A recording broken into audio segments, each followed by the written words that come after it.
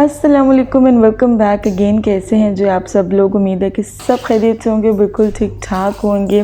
तो जी आज मैं आपको दिखाऊंगी किस तरीके से मैं अपनी बब्बू यानी कैट को नहलाती हूँ। तो पहले तो जब ये न्यू आई थी ना, तो ये बिल्कुल भी सिंक में नहीं थी बैठी। मैंने टॉवल्स डाल के भी देखे, सब कुछ करके देखा, पर नहीं बैठी। बट जब अगर आप नई कैट लेकर आ रहे हो तो ट्राई करें कि जब भी आप इसको बाथ देने लगे ना, उसको एक बहुत कंफर्टेबल सा माहौल पहले प्रोवाइड करें।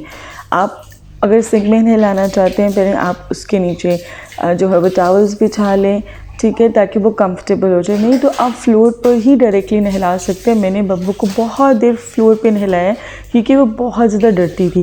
ट्रस्ट डेवलप होने में टाइम लगते हैं और हर बिल्ली का अपना टाइम ड्यूरेशन है आप पर ट्रस्ट करने का, ठीक है।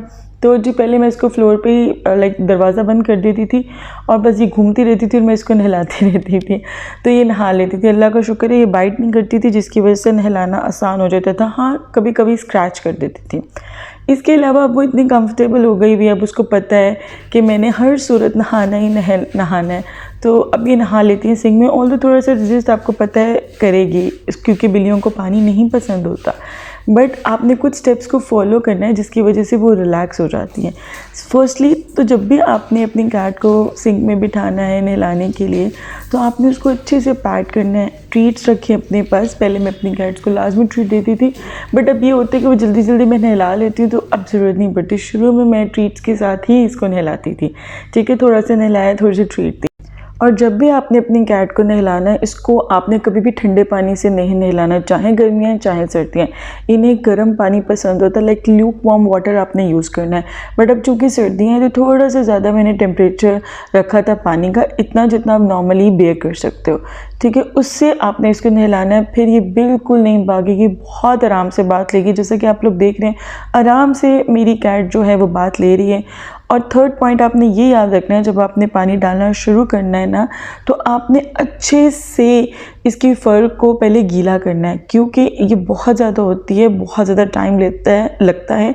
आपने अपनी फिंगर्स के थ्रू रब करते जाना है। ब्रश ले लें, कुछ भी ले लें जिसके साथ आप कंफर्टेबल हैं, ठीक है। तो आपने अच्छे से फर के इर्द गिर्द अपनी जो है फिंगर्स को आपने फेरना है ताकि अच्छे से वो वेट हो जाएं।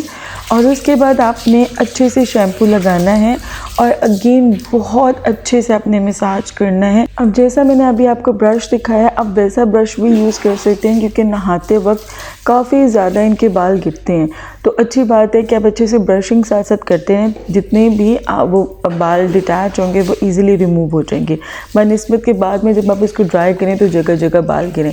इसीलिए उसी वक्त आप ब्रशिंग करेंगे तो बाल जो हैं वो सारे वॉशरूम में ही डिस्कार्ड कर देंगे आप। और अब आप देखिए, मैंने पहले पूरी बॉडी को अच्छे से कैट की वॉश किया है, मैंने फेस वाले एरिए को नहीं हाथ लगाया, ठीक है। आपने भी ऐसे ही करना है, वरना बहुत जल्दी एग्रेशन में आ जाती है आपकी कैट, ठीक है। सबसे पहले मैंने बॉडी को अच्छे से वॉश कर लिया, उसके बाद मैं फेस की तरफ आई हूँ और फेस पर आपने बहुत जेंटली इसको जो है वो सोप लगाना है, शैम्पू लगाना है, क्योंकि आई का एरिया जो होता है वो सेंसिटिव होता है, ठीक है। आपने ज़्यादा ज़बरदस्ती और रगड़ के रब नहीं करना है, बहुत आराम से, और आइस के इर्द गिर्द का एरिया भी साफ़ करना है।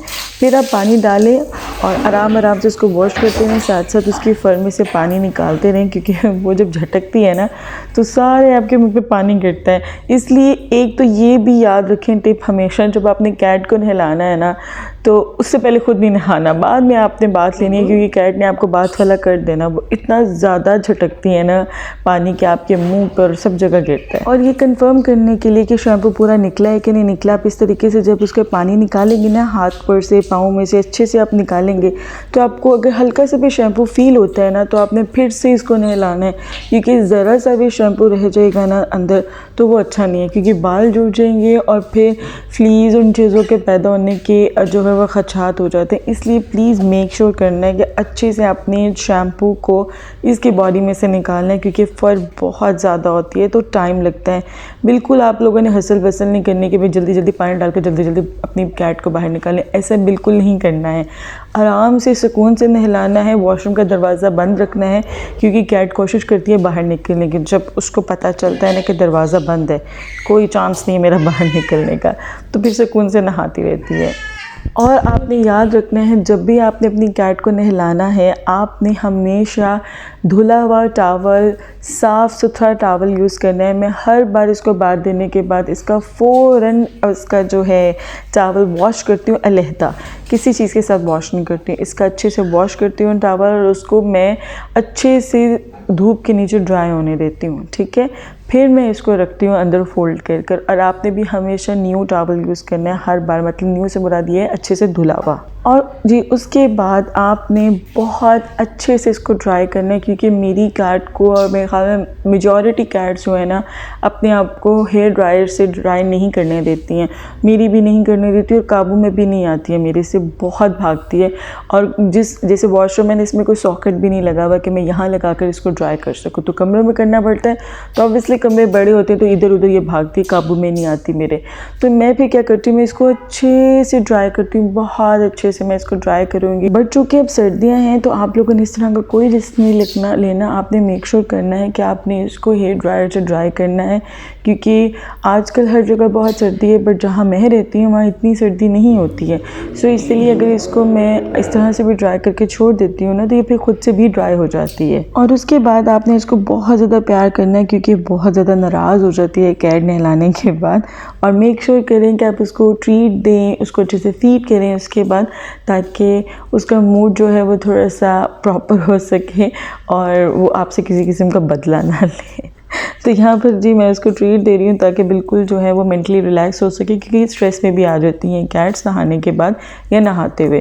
तो इसीलिए हमने ही उनका ध्यान रखना है, तो हमने मेक श्योर करना है कि वो बिल्कुल स्ट्रेस फ्री रहें। तो होपफुली जी ये वीडियो आपके लिए काफ़ी हेल्पफुल रही होगी। तो लास्ट में मेरे चैनल को सब्सक्राइब करें। अल्लाह हाफ़िज़।